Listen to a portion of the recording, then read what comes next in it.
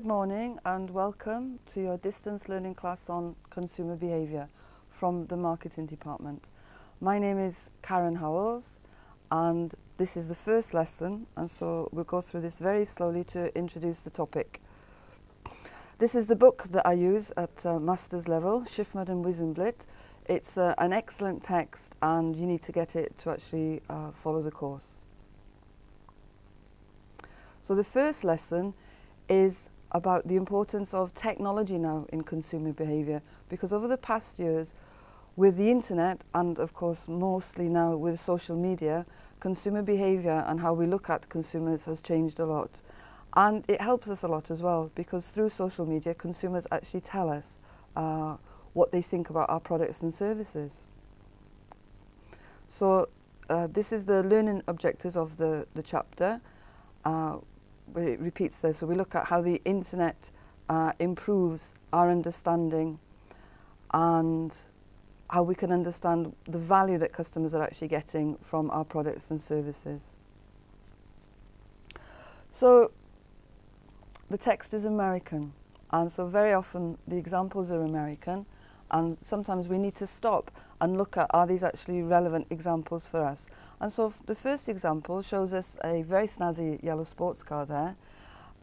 It's a Porsche, and it's appealing to the upper middle classes in America to actually change their car and take a sports car.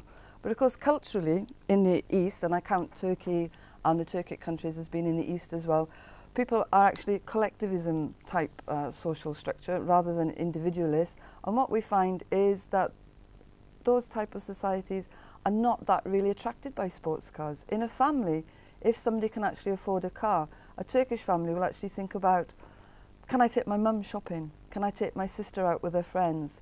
And to actually buy a two-seater sports car would actually be a very, very selfish thing. But the book is American, and so it's showing that as an example. And on the right-hand side, showing a Subaru, a very, very sort of a powerful Subaru that somebody might choose to buy. So what is the relationship then between keeping these customers and the value? Because that's the big key word today, is retention. And it's very popular in the tourism industry and with the airline industry to actually get us to save points, to offer us free deals, to actually keep us within their companies. And so I think the tourism sector actually do a lot better than the normal business sector at understanding the importance of customers and what they actually think about you, the service industry as it were. So how do we satisfy consumers' needs? How do we actually create value, and how do we actually keep those customers and use technology to actually help us to do that? So this again is an American advertisement advertising ready sauces to pour on top of pasta. How does that relate to the marketing concept? Well, they're not actually showing the real product there. What they're showing is a very attractive picture of some fresh vegetables and some olive oil, so that consumers actually know what is in the actual product. And of course these days, again, there's a major international trend towards eating more healthily and knowing what's actually inside the products, and so that appeals to that type of consumer. So if you haven't done marketing at an undergraduate level, this course could be quite difficult and you might need to do some catching up. We're assuming that you have, and so this is a reminder of what the actual marketing concept is. And so we start with the idea of a product, and can we actually sell it, and then how we market it, which apparently in some cultures people understand marketing to mean how do I actually get it to the shop, but in my culture it's more like how do I actually get this across to customers, how do they understand that it exists and that they can actually purchase it. And so we go through this idea of product development, testing the idea of the product or the service on consumers before we actually put it to market. Because if we just actually designed a product or a service and sent that to the market, how would we know whether we could sell it or not? So we have to do consumer behaviour first to actually understand, do consumers actually want this product? So we need to do consumer research. You may have been involved in consumer research. You may have answered an online questionnaire. You may have been stopped in the street by somebody, or you might have given your views on a Facebook page or on a Twitter account. So the other thing that people in marketing think about is segmentation. What are the market segments? Targeting, how do I get across to those actual customers? And how am I positioning my product in the market? So I'll try to give you some examples of those. So traditionally, segmentation, we actually think of life cycle, such as there are children, teenagers, early 20s, then people get married, they have children, the children grow up, children leave home to go to university, and then the couple are together in old age. And we see, as marketing people, different parts of this life cycle that people have more spare cash. They have more money in their pocket to actually buy things. So we see two segments at the moment in the West as being very lucrative markets. So the first segment is young people, because young people don't have any responsibilities. They're probably not paying rent. They're living with their parents, or they're paying a low amount of rent to live in a university dormitory or something. And we see that those young people, especially after they've graduated and started working, we see them as having potentially a large amount of disposable income. The next segment that in the West that they're targeting at the moment is the over 50s, because unlike this part of the world, the parents in America or the UK, when their children go to university, they don't actually help. So whereas in the East, like this part of the world, we see parents helping a lot, paying their child's fees and helping them with their living costs. In the West, they don't do that. They expect their children to actually get student loans or to borrow from a bank. And so in the West, they see the over 50s as a very lucrative market, that these people have finished paying for their house, they're at the height of their careers, so they've got very good earnings, and they might actually want to spend this on something. So we might not see that in other countries. It's a particularly sort of British and American idea. And then the target, how do we actually find people? So of course this has changed as well, because traditionally advertising was done through the medium of television. But what we find now is that only older people actually go home, switch a television on and watch a channel that's being broadcast. Younger people want to watch streaming channels. This is why Netflix has become so popular. Young people want to watch TV when they want to watch it, not when it's actually broadcast to them. And then the younger teens, they're not even interested in things like that. They're watching YouTube channels. They're watching people the same age as them create content. And so this targeting is becoming very difficult at the moment. Okay, positioning, where in the market is your product? So my example of this is a recent project I was involved in of Cyprus olive oil. So I'm sure you can understand Cyprus has a lot of olive trees, and there are many olive oil producers, but they're not doing so well. And so recently I went to a group meeting, or the farmers arrived, and they're talking about how can we make our olive oil the cheapest? Because they were thinking to position themselves in the market, how can we shift all this olive oil, we'll make it cheap. Because that is, you know, according to Michael Porter, a strategy, isn't it? You sell it cheap, you'll sell a lot of it. And I explained that actually their positioning was wrong, because the Cyprus olive oil is very, very special, is near to organic, they're very well looked after, they're very special olive trees, very ancient, and in fact they shouldn't be positioning themselves to compete internationally with very cheap oils. In fact, they should do completely the reverse. They should actually position themselves as the top quality oil in the market and set a price and set a campaign like that. So I don't know how that's going to work out, but that's what I try to explain to them. So the marketing mix, what people call the 4 Ps, because it's product, price, place and promotion, is basically what marketing is about. So what is the product or service? What price are we going to set? And you could write a whole book on how you actually create the prices for different products and services. The place, where is it? Is it local? Is it regional? Is it international? And then the promotion, which, as I said, traditionally this was done through advertising, but now social media plays a large part in actually the promotion of different products and services. another aspect that you might have noticed in business books is these days we don't just talk about making a profit, we also talk about being socially responsible, and we're interested in saving the planet from global warming and being ethical, as in making sure that everything is sustainable. So that's another aspect that we actually have to think about. So we now move on to what's actually happening with technology. So we can see a table there where it's explaining some very special information about different laptops that a consumer might actually want to buy. And so using that table, we could actually think about, is that the right laptop for me? And so there are actually many comparison websites, they call them in the West. We don't tend to use them in this part of the world, where people can actually try to compare similar products and work out what they're actually going to buy.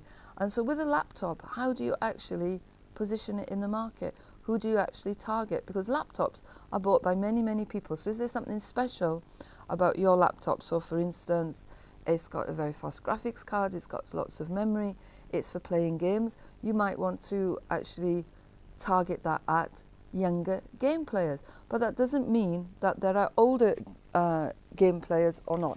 Because targeting is also becoming very complex, because society is changing a lot and we're actually moving away from these traditional family sizes or family life. And so we actually have to think more carefully about targeting as well. So how does technology affect the 4 Ps, this product and place and price? So what we've got through the internet is many different ways to actually communicate with customers.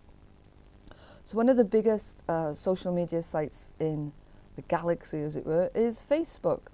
And even Facebook is changing. So Facebook, 10 years ago, lots of young people, lots of Western people. What you see now is Facebook become far more global, and that it's far more of an older generation. I personally like Facebook a lot because I can keep in touch with people in other countries, my own school friends and cousins and things like that.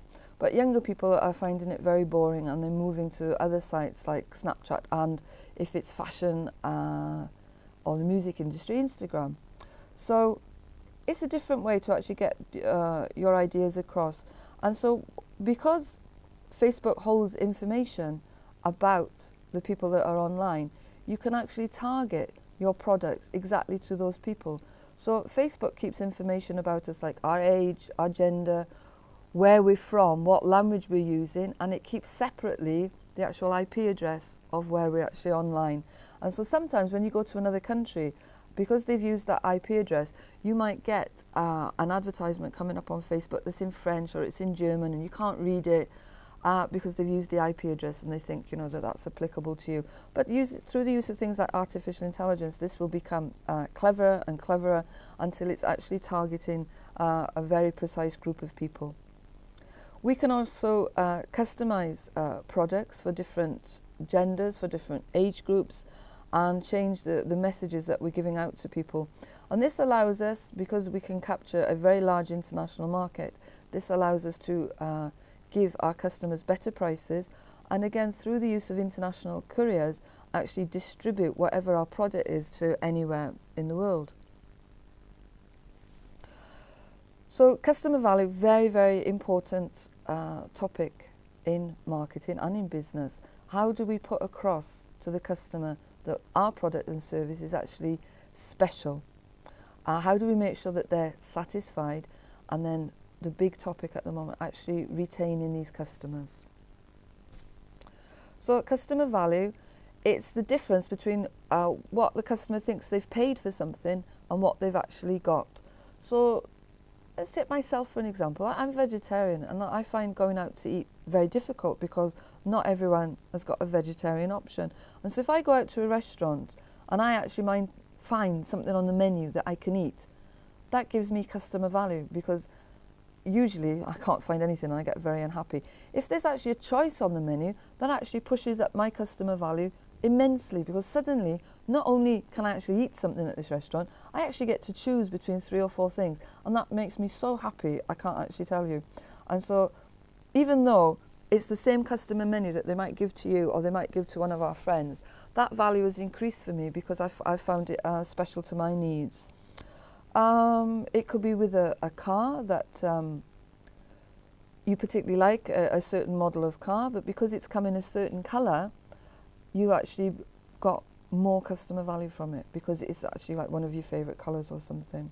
And so that value and how it's positioned is actually critical to understanding the value that the customer's getting from something.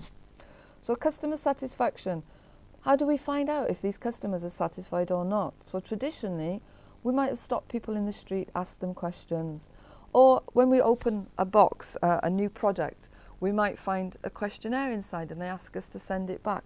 Because these days, through the internet, through things like Facebook, Twitter, and the company's own website, we can actually give our comments very quickly. And the company themselves are continually looking at the social media, not individually, they actually use artificial intelligence bots, they're called, pieces of software that actually search for when people have actually mentioned their name in social media, and then they bring that down to a database and they actually try to understand the statements that have been made.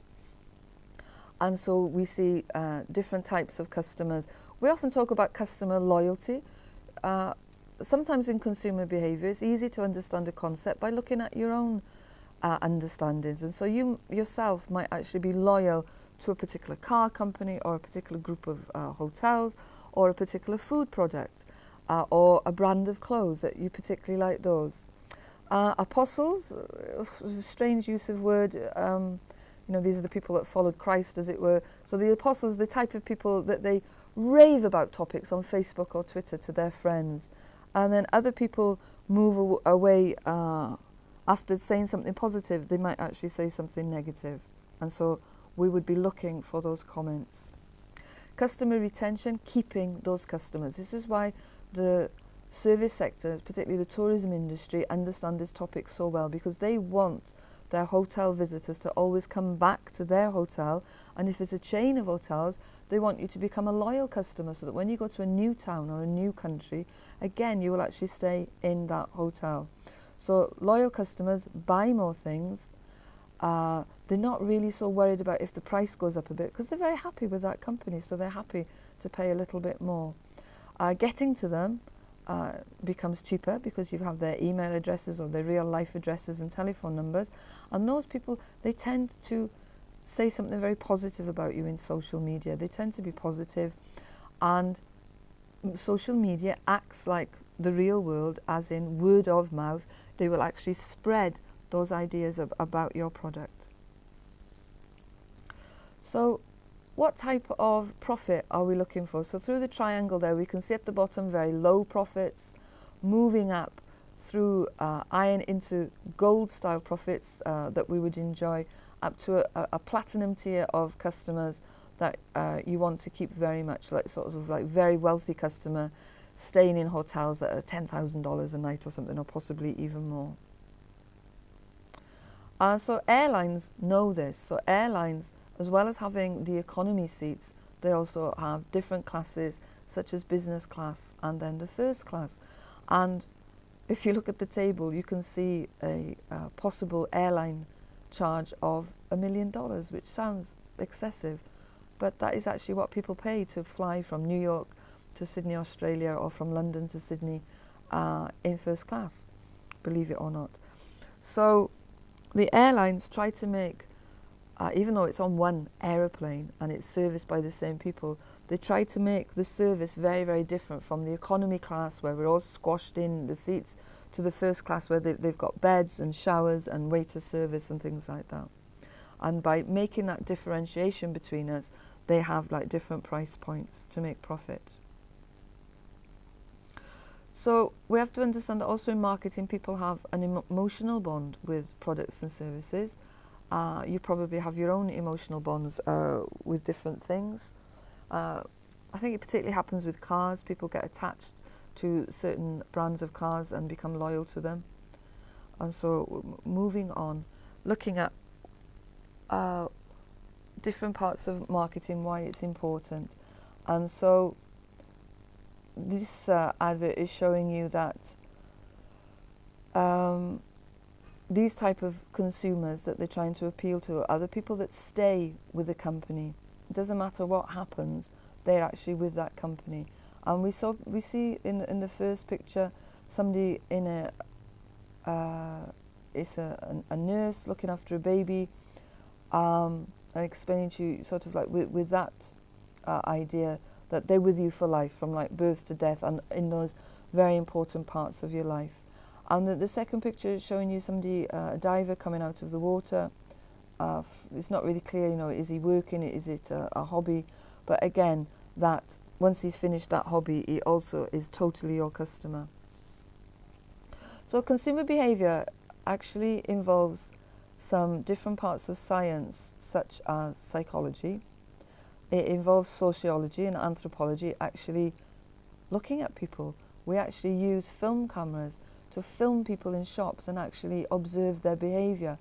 I have a student that works in a duty-free shop, and she knows that she is watching people, that she's reading people to actually understand which person is she actually going to communicate with to actually try this direct selling for the products that she's got at hand that she actually wants to sell. And of course, a large part of it is also communication, like verbal communication, televisual communication, but also these days like communication through social media. Some companies like to build a personality, so we see some companies such as Frosty's Cornflakes or something where they use a cartoon character to personify the actual brand. And people do this with social media as well now. They have the Facebook account, they have a Twitter account, and they appear as if they're a real person to actually communicate with the consumer. So how do consumers actually make their decisions? So it goes through many different levels, and you will understand some of these in yourself, the way that you decide how to actually buy something. So first of all, the company, the organisation itself has to make some effort to communicate with you. So you might see that. You might see a TV advert, you might see something written in a newspaper. More often than not these days, you'll see something on a website online. You're also heavily influenced by your own culture and the society that you live in. So again, you need to look up a researcher called Hofstede and look at what he says about culture, because there's a very big difference between influences in the West, where people are very individualistic and they think about themselves more, compared to the East, where people think about their family, their neighbours, their village, their region and their country. So I'm sitting in Cyprus right now, which is a very interesting place to actually look at cultural influences, because Cyprus shows influences from both East and West. They have a lot of Eastern influences from the Ottoman Empire and the current Turkish government, as it were, but they also have a lot of Western influences because it was a British colonial outpost, and people look to Britain. They have lots of relatives in Britain and they're used to British culture as well. So Cyprus is a very unusual place, but you as a student will probably understand whether you're actually sort of Western or Eastern and how much this affects your consumer behaviour.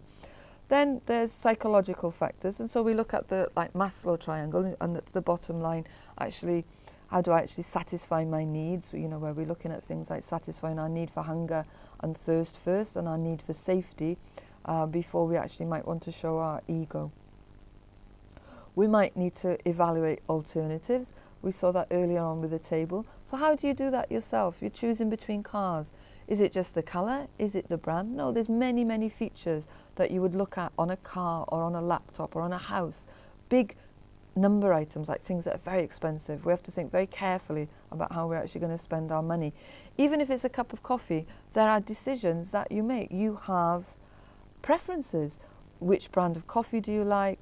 How you're actually feeling at that time in the morning or whatever time of day it is, and what you actually want to do. Our decisions are also based on learning. So things that we learn at school, things that we learn from other people, things that we learn online will also change our buying habits. And then, believe it or not, this purchase behaviour continues. So you've bought whatever, but after you've bought it, you think back, like, did I actually do the right thing? So it's called post-purchase evaluation. So with a cup of coffee, probably not very serious. It's like, did I enjoy that coffee? Yeah, I'll have another coffee like that again. But when it's something like a laptop or a car, you actually sometimes begin to regret and wish that you'd actually tried something else, but it's so expensive that you can't. So that's just a diagram showing us actually going through this decision-making process. Okay, so that's the end of our first part, an introduction to the topic, and so later on we go into look in more depth of these parts of psychology and anthropology and communication to actually understand consumer behaviour. Thank you very much.